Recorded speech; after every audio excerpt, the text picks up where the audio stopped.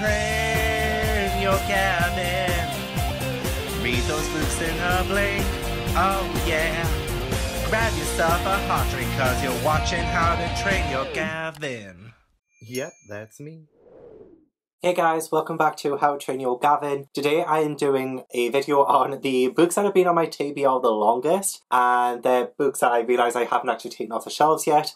So I'm going to have to do a little bit of a scavenger hunt during this video. That's fine. Obviously, I'm struggling for video ideas. So I did ask you guys what you would prefer to see first, and you guys voted for TBR Veterans. So thank you to everyone who voted on Twitter and helping me pick the video I'm going to film. So let's get into the TBR Veterans. The first book, or series even, that is a TBR Veteran is Throne of Glass by Sarah J Maas. The entire series is... well, it's been on my TBR since 2014, and I do have a whole story behind it, but I'm not going to go into it again because I mentioned it so many times in different videos about this whole meeting Sarah J Maas story. I'm not going to do it. I am seriously excited to read this series. I have just finished reading War, which is the third book in the A Court of Thorns and Roses series, so I've read almost everything else by Sarah J Maas, apart from Court, Frost and Starlight and the Throne of Glass series. So I've kind of gone in a bit of a different order.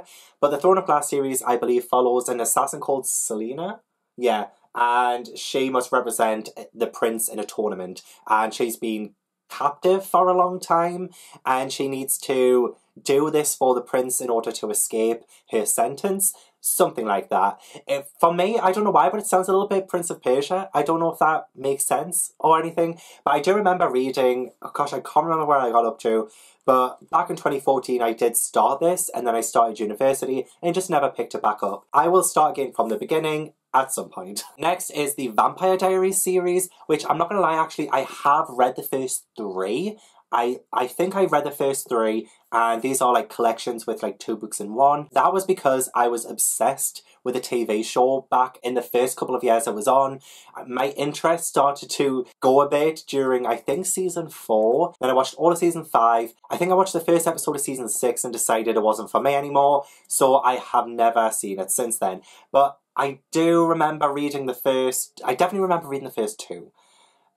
And I'm sure I read half of this book, and that's why I think it's just the 4th book I haven't read. But I also started collecting the Return series, because this is like a sort of spin-off series to the Vampire Diaries that L.J. Smith wrote. And I have book 5 and... well, it says book 5 and 6 on the side, so it's part of the Vampire Diaries series as a whole. But this was like a spin-off series, and again, it was really because I was obsessed with the show back then that I decided I wanted to get them and read the books for them. From what I recall, I wasn't the biggest fan of the first few books in the series, not gonna lie. These were written in the early 90s. For me, it showed its age when I read it, but it has been nearly a decade now since I did read this book, so I feel like I need to start from the beginning if I'm going to give this series another shot. But yeah, I mean, this follows Elena, who she lives, is it Mystic Falls? I can't remember if it's the same as the series, but she does move to a new town, and she meets Stefan and Damon. They're the Salvatore brothers. Are they still called the Salvatore brothers in this though? I can't remember. So I definitely need a reread of these books. And yeah, these have been on my TBR for a decade now, so this is the definition of a TBR veteran. I've also been meaning to read The Amber Spyglass by Philip Pullman for the longest time, and I read Northern Lights and The Subtle Knife for the first time last year, and I was supposed to read this at the start of this year and just never did.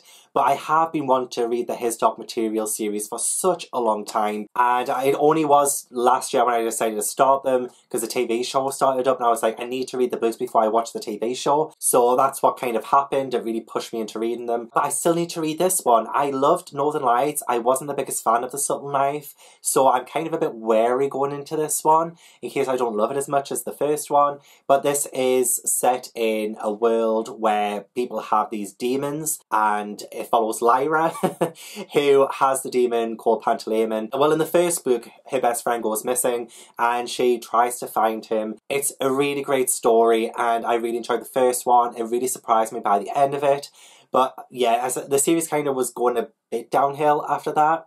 But at the same time, I still want to finish out the series, and hopefully I'll love it. Hopefully I'll still love this. I don't know if I should reread the first 2 in preparation of reading this one. I don't feel like I need to, but it would be nice to, I guess. But again, there's just so much on my TBR that rereading things just isn't really appropriate for me. Books that I think were really hyped up quite a few years back on BookTube are Insurgent and Allegiant by Veronica Roth.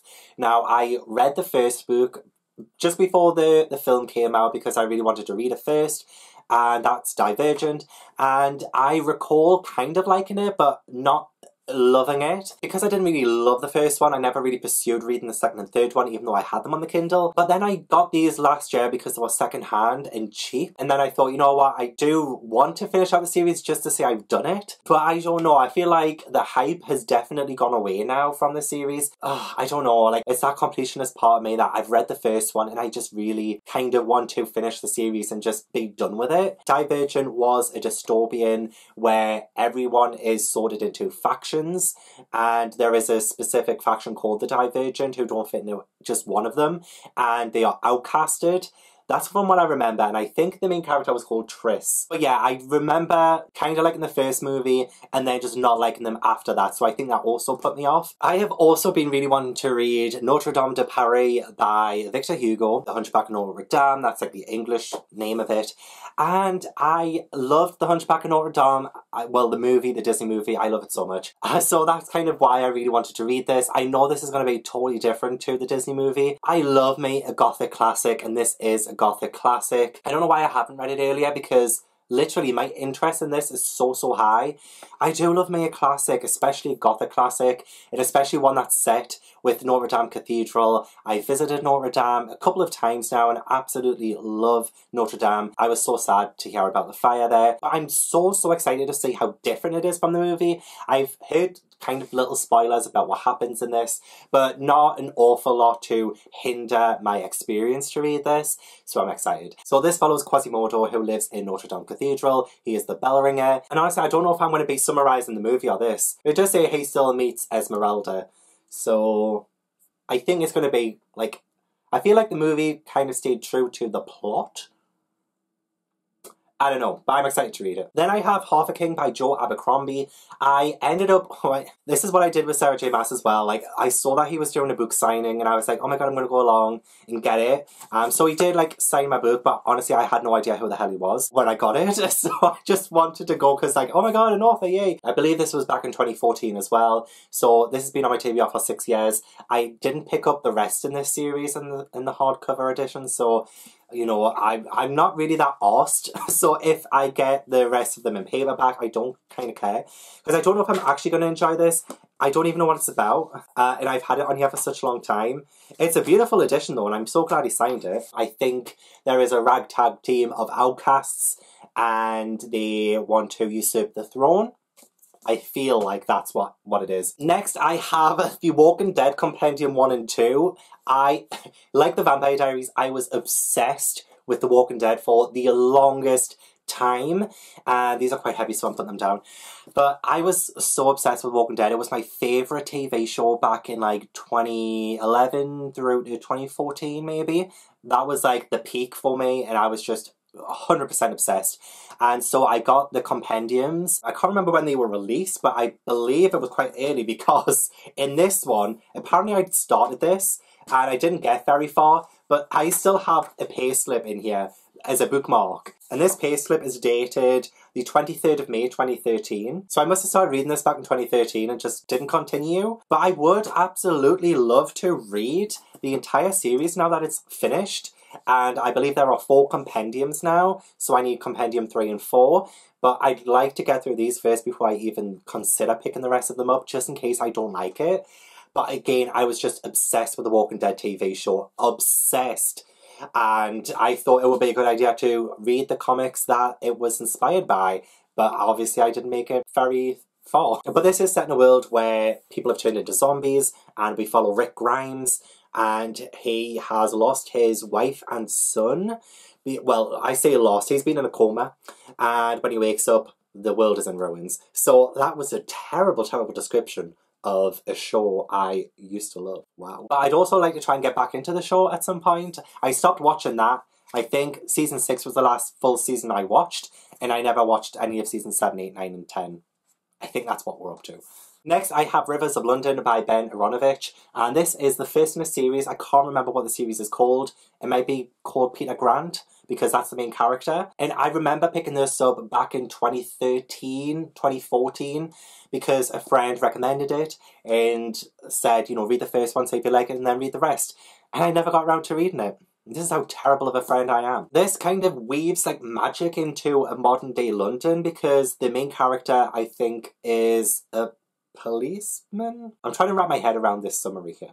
Alright, so he's a detective constable and a trainee wizard. And I believe, like, in the heart of the city, lots of supernatural things happen and he's kind of investigates. Yeah. Sorry, I am terrible at describing books I haven't read yet, but this has been on my TBR for like 6 years now. I do feel like I really do want to give the series a chance, because there have been quite a lot in the series now, and I would like to know if you guys have read it and if it's worth the long haul. Otherwise, I might just unhaul it, because starting a new series that has a lot in it is both daunting and exciting to me. So we'll see, I don't know. Next is the Sookie Stackhouse Mysteries, or the Southern Vampire Mysteries, I think the series is called, by Charlene Harris. I have read the first 5 books, definitely the first 5. I might have read the 6th, but I cannot remember now. So I definitely have books 7 through 13 to read, at least. And I was, I was obsessed with True Blood. And that is a TV show that was based on the Sookie Stackhouse Mysteries. And yeah, there's like 13 books in that series now. And that's just like quite a lot. And I was never really bang into the series. I kind of liked the first 4. Definitely read the first 4. Book 5, I think I read, but I kind of lost interest for that. Then I might have read book 6. But I think at that point I was like, I'm not really into this anymore. But I have all of them up to book 10. And then books 11 through 13 I need to get. But at the same time, I kind of hold in judgment, because I might pick up the series again, maybe from book 5 or 6, just to refresh my memory. But if I'm not feeling it, I might just unhold the entire series, because, again, this was the one where I was obsessed with True Blood for years and years. Wasn't the biggest fan of the last couple of seasons, but I was obsessed with like the first 4 seasons of the show. And I picked up the books because I was loving the TV show. This is my thing back then. I would only ever read books that had inspired a TV show or a movie. So this is like 2008 through to 2014 Gavin. This was me. But yeah, I have really been meaning to read or finish off the series for the longest time. And I think I might still try that. But it depends on how the next few months goes. And then I might just unhaul them all. Speaking of Charlene Harris, I do also have Midnight Crossroad that I picked up back when it came out. I think it was 2014 again, and I went to a sign-in and met Charlene Harris, and she was lovely. This has been on my TBR since then, and I haven't really felt a desire to pick this up, and I didn't even back then. It was just the fact that I was going to be meeting her, and I was like, oh my god, she wrote the books that have inspired True Blood, and I really want to meet her. So that's pretty cool. But again, I don't know if I actually still want to read this. All I know about this is that it's about a western town. Yeah, on the outside it looks like a pretty standard dried up western town. But if you stay long enough, supernatural things happen, I think. I think it's also inspired a TV show, but I never watched that TV show. I wasn't interested at that point. But still, maybe I will read this at some point. I'll never unhaul it because it's personalised and signed. I feel like I should read it. So let me know if you read this one. I was caught up with the hype when the movie of this came out, but that is The Girl on the Train by Paula Hawkins. I never read the book, but I watched the movie and I did enjoy the movie. I haven't watched it since though. I went to the cinema to see it and I was like, oh my god, that's shocking. But I never actually read the book, and I picked up the book because I thought, oh, everybody's reading this at the minute and I want to as well. But I never did. It's got sticker residue on it, which is why I hate stickers on books. This is about Rachel, who likes to go on trains, and one day she sees something out of the ordinary and it changes her life. So that's like a really crappy way of describing it. But this is also a thriller, and I haven't read a lot of thrillers. I probably only read like 1 or 2, but I do want to read more thrillers in 2021. So who knows, maybe I might end up reading this. But I don't know, let me know if this is actually any good. I only ever watched the movie. So the next book series is this one, the Dark Tower series by Stephen King. I got these all for some reason. I think back in 2014.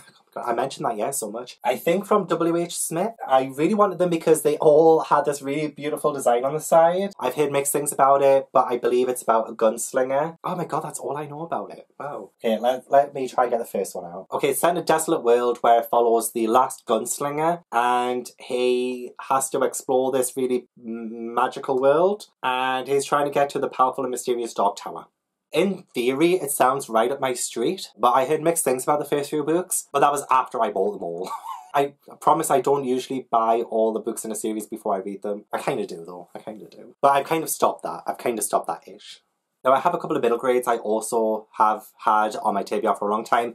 First one is House of Secrets by Chris Columbus and Ned Vizzini. And I bought this quite a while ago, literally just on cover alone. But I believe a few kids end up unleashing a lot of different supernatural creatures. I think there are pirates, there are giants, warriors, things like that. These kids accidentally unleash them. And I think it's about their adventures trying to restore the world, I think. Yeah, I just remember seeing the blue sprayed edges as well, and I was like, oh my god, I need that. Ever since, I haven't really fancied picking it up. I haven't really heard anything about it, so it's a bit of a wild card. And then finally, I have The Red Pyramid by Rick Riordan, and I have had this edition for quite some time. It's one of the old covers. And just saying that though as well, the last few Percy Jackson books have also been on my TBR for a long, long while, but I thought I'd pick this one to represent all of Rick Riordan's books. And I love the Egyptians, I love Egyptian mythology, but I haven't really read a lot of it, so I've been really wanting to read this for a long time. But I've been reading the Percy Jackson series through for the first time this year, so I need to finish that series first, and then I'll probably go into this one before going into Heroes of Olympus and the Trials of Apollo and things like that. So this one, hopefully I'll get to sometime next year. But I do love anything Egyptian related, so things like The Mummy, which is a film, but still, anything that gives me those kind of vibes, I'm really going to dig. So I think I'm going to enjoy it a lot. Yeah, this is like the last TBR veteran on my thing. I mean, there's loads, don't get me wrong, there are loads still on my shelves that have been on my shelves for a long time, but those are the standout ones that I could think of that I wanted to show off in this video. So yeah, those have been on for a while. Let me know if I should prioritize any of them. There are a few that I do want to read in the next few months anyway, but it would be nice to know what I should prioritize. So thank you so much for watching, I really appreciate it. Please leave a like if you enjoyed, subscribe if you haven't already, and I will see you in the next video. Bye!